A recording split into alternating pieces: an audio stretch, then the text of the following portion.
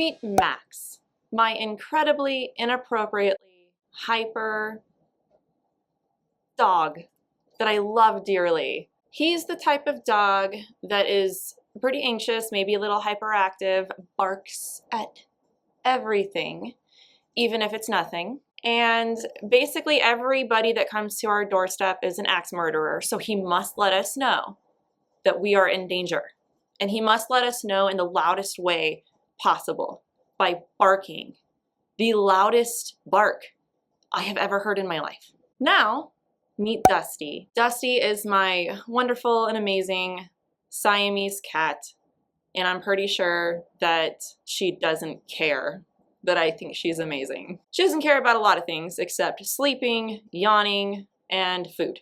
I'm pretty sure she's the only creature in the house that really understands me. Now, there's a point to me introducing you to my amazing, wonderful animals, and that's to point out their personalities are quite different and opposite of each other. And it's interesting how often my animals remind me of the personality traits that I see in some people while I'm in ministry. Are you a Dusty or are you a Max? Over the years, I have learned to follow a very general rule when it comes to beliefs. There's really only one thing I know that we should be extreme about, and that is the essentials of the faith. We need to be on fire for the gospel. We need to stand up for that truth. We need to openly speak about who Jesus is, what he did for you, what he did for me, and not back down from that. But generally, we see people kind of making essentials out of everything. And one of the rules that I have learned is to avoid extremes. Now, I know it's not as black and white as, you're a Dusty or you're a Max, but I like to share that with you because really they do remind me of that. I joke around about it in my house all the time about how extreme Max is. Everything is a threat to him, and he barks very loudly to let you know that it's a threat. And Dusty, on the other hand, when she probably should act when a burglar actually does break in the house, she just probably watches and lets them take whatever they want. So there's a problem of apathy and extremism. It's just an example of what I have seen in ministry over the last few years. And I wanted to put this video together for a while about these problems, these issues. These are my own personal observations that I've had over the years, and I could very easily elaborate a lot more on this topic. Basically, what I see is when someone leaves a particular belief system, they want to be so far away from their past belief system that they overcorrect and go on the completely opposite side, as far away from that belief as they can get.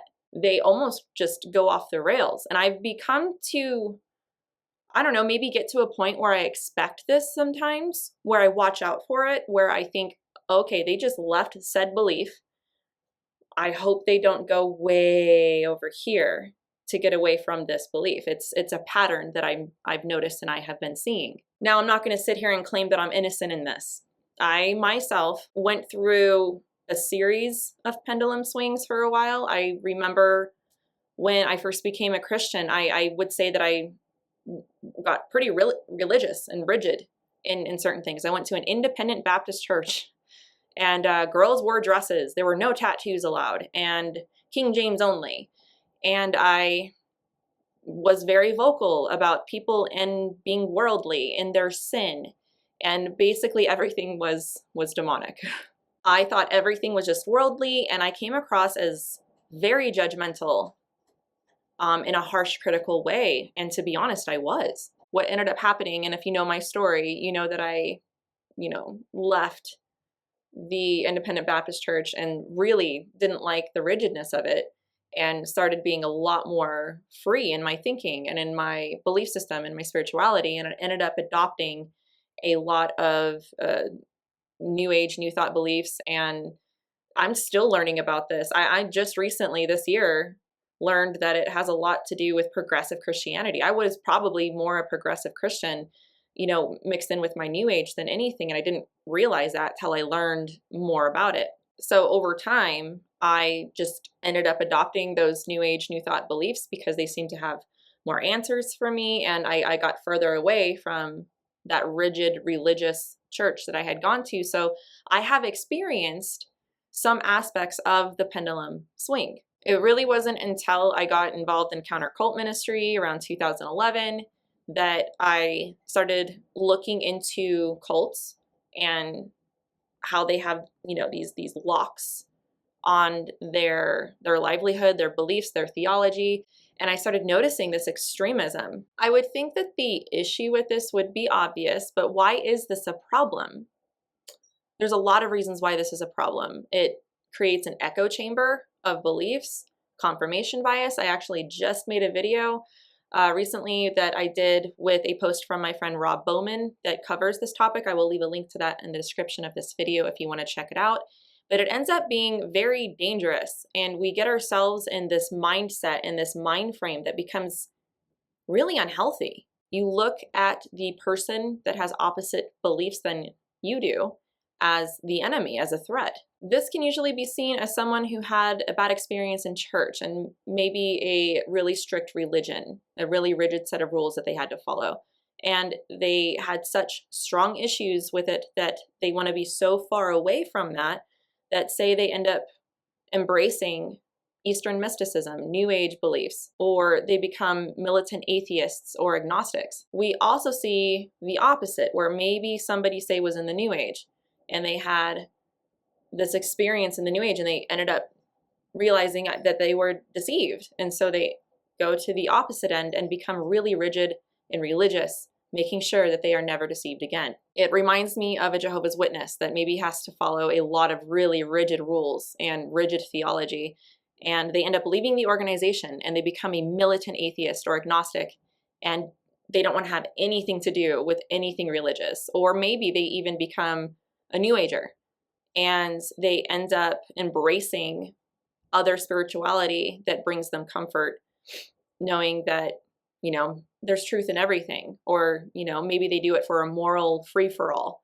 They can do whatever they want in that sense. Then you have the New Ager who has an opposite experience. They have been deceived in the New Age and they don't want that to happen again. They tend to demonize everything and they live in almost a constant state of fear and paranoia. How they react to others can be really extreme too. And I've seen a lot of people prone to baseless rabbit hole conspiracy theories within these groups as well. To be more specific, I actually came up with my own category names for the pendulum swing, just for clarity's sake. And the first one we have is pendulum side A. I know it's really original and unique, but now usually what I see with somebody that swings to this side, the type A pendulumer, it's a word, they maybe were in a cult, or maybe they were in deep New Age spirituality, and after they leave said beliefs, they vow never to be deceived again. This is more of the type that I was speaking of before, where everything is demonized. They follow rigid rules, and anything that even remotely resembles their past beliefs is immediately looked at as suspect. They become fearful and almost paranoid, and this is the main mind frame that they live their life in. This is the person that refuses to be deceived again, and so they overcorrect by placing an unnecessary yoke on themselves and by basically theologically stun gunning anybody that holds beliefs similar to what they used to believe. This is usually when I see people that equate, non-essentials with essentials. They still want something to do with God. They don't hate God or anything.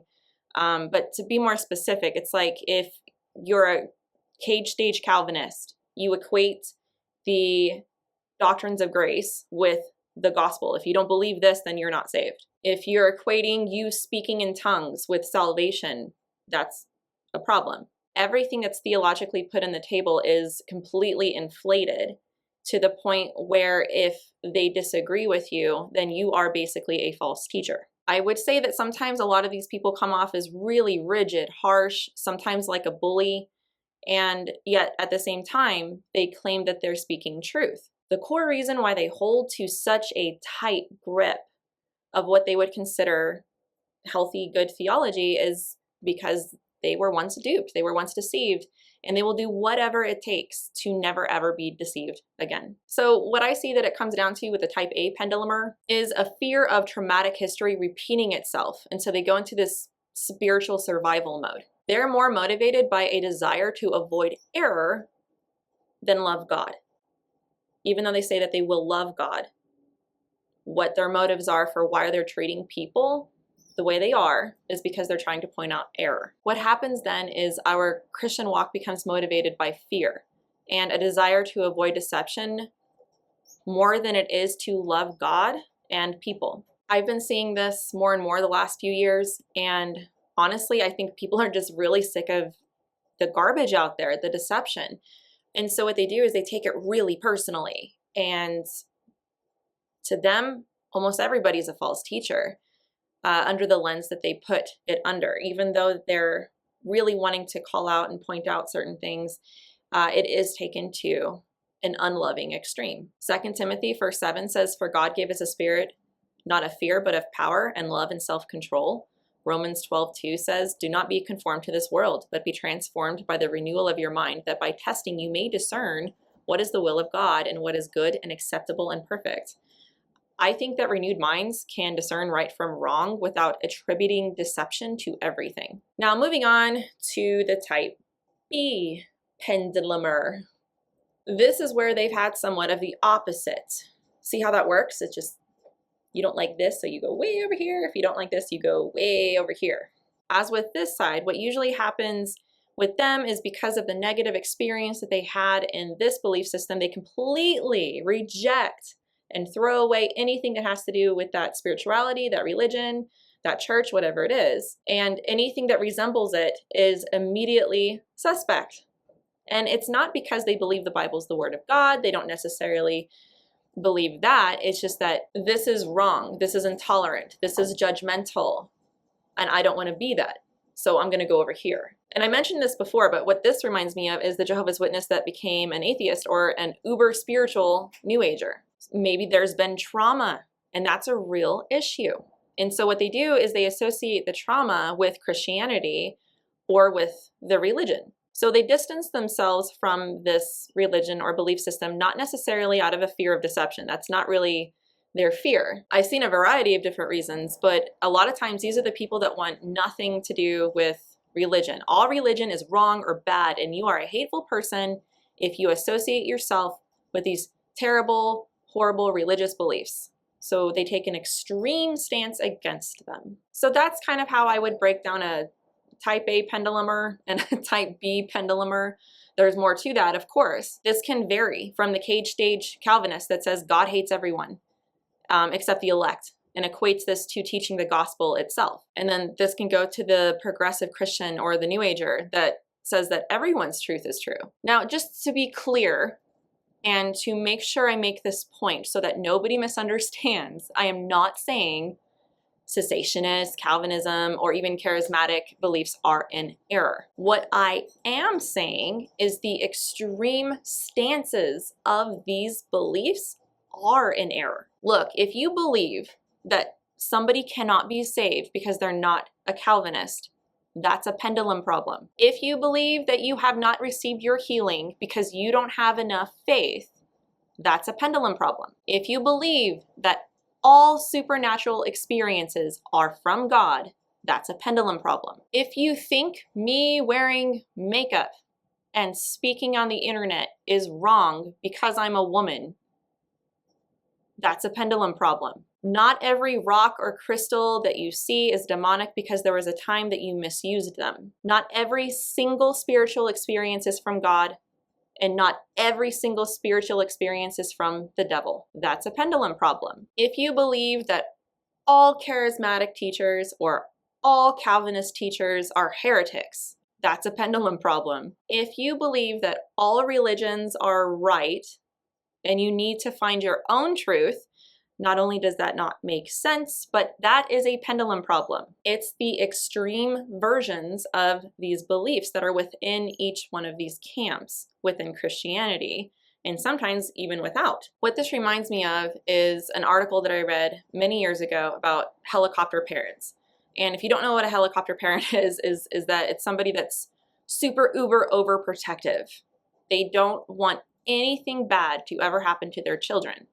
And because they've been hurt, and then they parent through that hurt. And there was this one particular story about this mom. She was very overprotective. She was overbearing. She loved her children so much and wanted to make sure that they never experienced the hurt that she did. What I see is that people kind of do this in their Christian walk when it comes to their beliefs as well. They function from a place of theological fight or flight.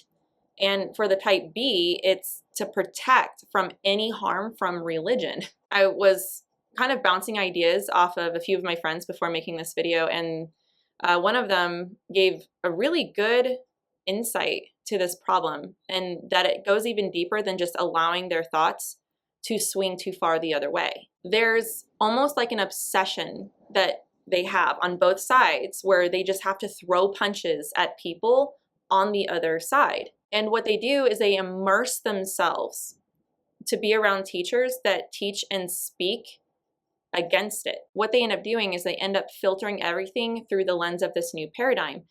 And so, for example, say somebody coming out of the hypercharismatic movement will then only listen to people and be around people that are against the beliefs that they just came out of. They realize the danger that they were once a part of, and they cannot tolerate any level of compromise to these beliefs. They realize the danger of the beliefs that they were once a part of, and they go through great lengths to defend themselves and to be around people that they would consider safe. So what the pendulum really is that it's a theology of experience. The people that experience the pendulum, their hermeneutic, their entire way of thinking about life and theology is completely based on an experience, whether it's positive or negative, and that's the lens in which they see the world and define theology. That's one reason why this is a major problem, because it's not based on scripture. It's not based on actual truth. It's based on fear and negative history. So I've talked about what the pendulum is, why people do it, and I want to kind of elaborate more on the why, the core of the issue of why people do this. First, I think it's important that to some degree, we've all done this, or we've all seen this. It's maybe not as extreme, but we do this out of the mindset of trying to do the right thing. We want to do what's right, and people really do experience hurt. The pendulum isn't, intentional. People don't intentionally mean to do this. It's a response. People really do experience the pain and the hurt and the trauma that they can go through, whether it's through deception or a really negative experience at a church, whatever the case may be. But I don't think people don't intend to do this. They don't mean to go and pendulum. They're trying to be safe. They're trying to do what they think is right. Type A's usually pick up the pitchfork. Type B's usually just don't care. Go your own way. They don't want to fuss. They don't want to argue. Nothing's a fight to them because they don't want to be over here. And then these people that were over here see the apathy and they don't want to be that. So they're going to stay over here out of their need for safety and protection theologically. I think both need understanding and prayer. I think there's a right and wrong way to approach people that do have extreme beliefs. Matthew 10:16 says to be wise as serpents and as gentle as doves. Colossians says, let your speech always be gracious, seasoned with salt, so that you may know how you ought to answer each person. We need to be careful with how we're speaking to these people. Maybe you're in one of these pendulum hamster wheels. I hope this video has helped you. I hope that I have relayed my thoughts clearly, respectfully, and concisely. I really hope and pray that this does help you and bless you. Thanks for watching, and see you next time.